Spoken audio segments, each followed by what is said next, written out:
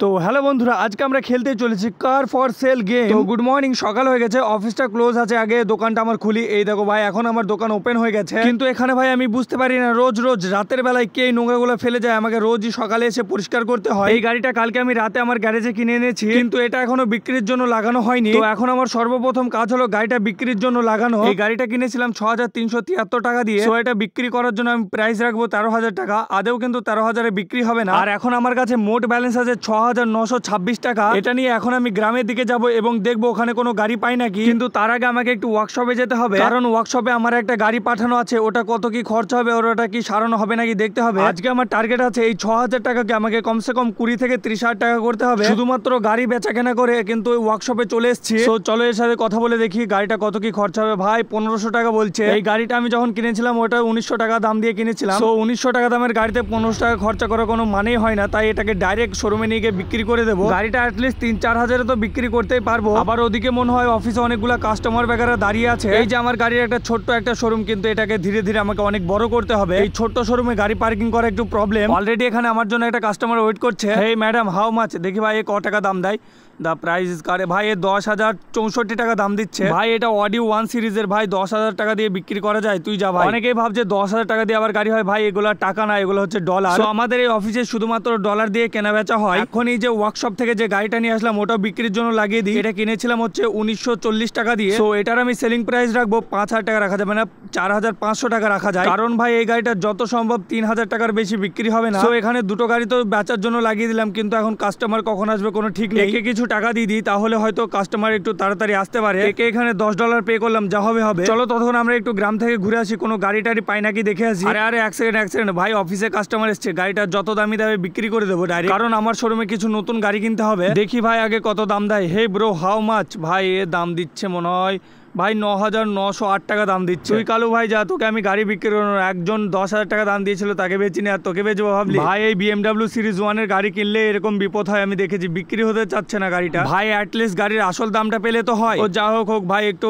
আমরা গ্রাম থেকে একটু ঘুরে আসি, দেখি কোনো গাড়ি টাড়ি পাই নাকি ওখানে। এখানে তো প্রচুর গাড়ি আছে, কিন্তু ভাই গাড়িগুলো মনে হচ্ছে সব বাজেটের বাইরে, 8-10 হাজার টাকা করে দাম, কিন্তু আমার কাছে আছে মাত্র 6,000 টাকা। দেখি ভাই এই দাম কত বলে। ভাই এই গাড়িটাও সেই BMW সিরিজ 1, এটা তো নেওয়া যাবে না, 8,610 টাকা দাম বলছে। বাজেট হলো 6,000 টাকা, আর 8,000 টাকা দামে গাড়ি দেখে কি করে হবে। আগে আমাকে ওই গাড়ি দুটো বিক্রি করতে হবে, তারপর ভাই গাড়ি কেনার স্বপ্ন। দেখি ম্যাডাম এই গাড়িটার দাম কত বলে। How bro?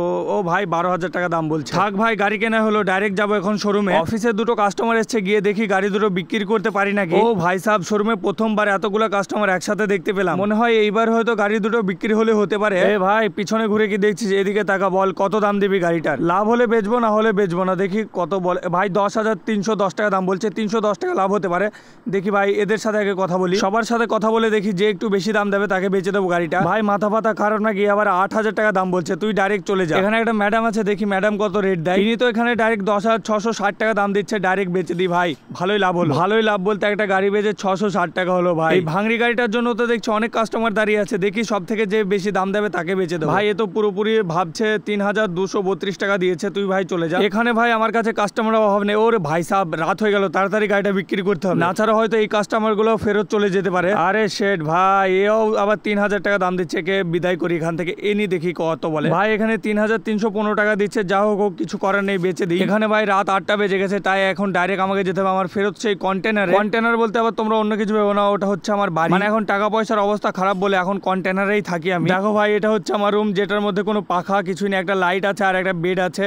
এখানে ডাইরেক্ট ঘুমিয়ে পড়লাম। তো আজকের দিনের রেজাল্ট হলো 19,000 টাকা লাভ। আগের দিনের গাড়িটাও আজকে বেচলাম বলে তার জন্য এখানে একটু বেশি শো করছে। তো ফাইনালি আজকে আবার নতুন দিন চালু হয়ে গেছে। সকাল 7টার সময় আমার ঘুম ভাঙলো, আর এখানে ভাই আমার বাড়ির সামনে একজন পর্সে নিয়ে দাঁড়িয়ে আছে, মনে হয় বিক্রি করবে বলে। দেখি ভাই যদি বাজেট অনুযায়ী। ও ভাই 1,40,000 টাকা দাম। ভাই থাক, গাড়ি কেনাই হলো। এখন আমি ডাইরেক্ট অফিসে যাবো না, কারণ অফিসে আমার কোনো গাড়ি নেই। তো এখানে আমি ডাইরেক্ট যাবো গ্রামের দিকে, যেখানে অনেকগুলো গাড়ি বিক্রি হয়। এমনিতে আমাদের এখানে একটা গাড়ির মার্কেট বসে প্রতি সোমবার, কিন্তু আজকে তো রবিবার, তার জন্য বন্ধ। এখানে একজন গাড়ি নিয়ে বসে আছে, দেখি কত দাম বলে, এবং যদি পড়তে হয় তাহলে ভাই কিনবো, না ছাড়া কিনবো না। ভাই গাড়িটা 19,000 টাকা দাম বলছে, গাড়িটা কিনে আমি অ্যাটলিস্ট 24-25 হাজার টাকায় বিক্রি করতে পারবো। যা হোক কিনে ফেলি ভাই, তারপর দেখা যাবে। আরে ভাই গাড়িটা তো মনে হচ্ছে একদম পুরোপুরি ভাঙড়ি চুংড়ি গাড়ি। সো গাড়িটাতে আমাদের একটু কাজ করাতে হবে। এদিকে আমার ব্যাংক ব্যালেন্সের অবস্থা খুবই খারাপ, 1350 টাকার মতো আছে। এই গাড়িটা ভাই ঠিকঠাক মতো না বেচতে পারলে ভাই এখানেই বিজনেস আমার শেষ মনে হয়। এই গাড়িটাকে একটু ভালোভাবে ঠিকঠাক মতো বিক্রি করতে হবে। কিন্তু ভাই এই গাড়িটা চালাতে কেমন একটা আলাদা ফিল হচ্ছে। গাড়ির সাসপেনশনে মনে প্রবলেম আছে, গাড়িটা খুবই দুলছে, তাই আমাকে গাড়িটা দেখে শুনে সাবধানে চালাতে হবে। আর যাই হোক ভাই অনেক পুরাতন গাড়ি, কিন্তু চালিয়ে কিন্তু হেভি মজা আছে গাড়িটা।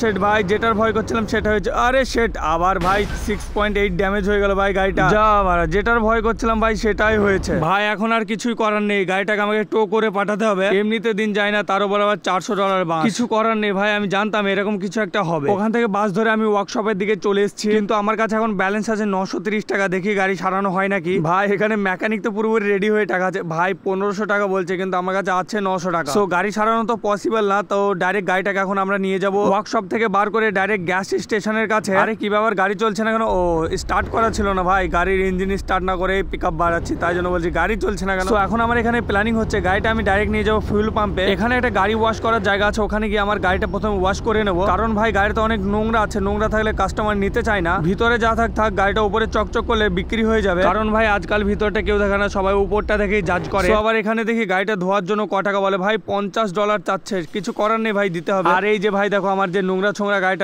গাড়িটা এখন ধোয়া চলছে, মানে ওয়াশিং করা চলছে অটোমেটিক ভাই। এখানে কোনো লোক নেই, ডাইরেক্ট মেশিনের দ্বারাই হচ্ছে যা কিছু হচ্ছে। ফাইনালি বন্ধুরা এখানে আমার গাড়ি ওয়াশিং কমপ্লিট হয়ে গেছে, কিন্তু ভাই অতটা চকচক ভাই অনেক ভালো, মানে আগে থেকে অনেক ভালো হয়েছে। ধুলোমাটি যেটা ছিল ওটা তো ধুয়ে গেছে, কিন্তু ভাই এই গাড়ির পেন্টিংটা নষ্ট হয়ে গেছে। যদি আবার নতুন করে গাড়ির পেন্টিং করতে যায় ভাই এখন 600-700 টাকা খরচা, অত সব না করে এখন ডাইরেক্ট নিয়ে গিয়ে এটাকে ডাইরেক্ট বিক্রি করে দেবো। ফাইনালি বন্ধুরা অনেকক্ষণ পর আমরা চলে এসেছি আমাদের শোরুমের কাছে। ভাই সেই লাস্ট কখন এসেছিলাম ভুলে গেছি। চলো এবার যাই গাড়িটা ডাইরেক্ট সেলের জন্য লাগিয়ে দিই। ভাই এই গাড়িটা কত মানে বিক্রি করলে ভালো হতো ভাই, 1903-এর গাড়ি ভাই, দেশ স্বাধীন হওয়ার আগের গাড়ি, তার মানে বুঝতেই পারছো এত পুরাতন গাড়ি ভাই, তার উপরে 48% ড্যামেজ, বিক্রি হবে না কি জানি। যাই হোক ভাই এখানে 30,000 টাকা দাম রাখি, হলে হবে না হলে হবে না। চলো ভাই এবার আমাদের ওয়েট করতে হবে কাস্টমার জন্য, কখন কাস্টমার আসবে দেখা যায়। এখনো পর্যন্ত যারা ভিডিওটা দেখছো ভাই প্লিজ ভিডিওতে একটা লাইক করে চ্যানেলটাকে একবার প্লিজ সাবস্ক্রাইব করে দেবে এবং বেল নোটিফিকেশন অলে সেট করে দেবে। কারণ ভাই এখন তো সবে শুরু, এখনো কত রকমের গেমের ভিডিও আসবে কোনো ঠিক নেই। চলো ভাই আমরা যেহেতু এখন ফ্রি আছি, তাহলে এখানে কাবারাখানা এসে কিছু লোহা বেগারা কুড়িয়ে কিছু টাকা পাওয়া যায় নাকি দেখি। এখানে ভাই অনেকগুলো লোহা বেগারা পড়ে থাকে, এখানটা এই সব লোহাগুলো কোরানোর পর সবকিছু কালেক্ট করার পর যদি তোমরা এই লোকটার কাছে আসো তাহলে তোমাকে 160 টাকার মতো দেবে। ভাই 160 টাকা মানে বুঝতে পারছো তো, একবার না দুবার না 3-3 তুমি তোমার গাড়ি ওয়াশ করতে পারবে। ফাইনালি বন্ধুরা অনেকক্ষণ পর আমাদের অফিসে একটা কাস্টমার এসেছে, চলো দেখি কত টাকা প্রাইস বলে আমাদের এই গাড়িটা। এক্সকিউজ মি আঙ্কেল, আপনি কত দেবেন এই গাড়িটার জন্য? ভাই দেখা যাক কত দেয়। ও নিড থিঙ্কিং ভাবছে। ভাই 24,816 টাকা দিচ্ছে। যা হবে ভাই, এখানে তো আমার তাও 4,000 টাকার মতো লাভ থাকে, 5,000 টাকার মতো লাভ থাকছে ভাই। গাড়িটা এখানে আমি বিক্রি করে দিয়েছি। সো ফাইনালি যা হোক আমাদের যখন কাজ শুরু করেছিলাম তখন আমাদের কাছে ছিল 6,000 টাকা, এখন আমাদের কাছে হয়েছে 25,800 টাকা। আজকের ভিডিও এই পর্যন্ত, চলো আবার দেখা হচ্ছে আরো কোনো একটা নতুন ভিডিও নিয়ে। ভাই মনে করে লাইক সাবস্ক্রাইব কমেন্ট সবকিছু করে দিয়ে যেও, আর পারলে তুমি তোমাদের বন্ধুদের সাথে ভিডিওটা বেশি বেশি করে শেয়ার করে দিও।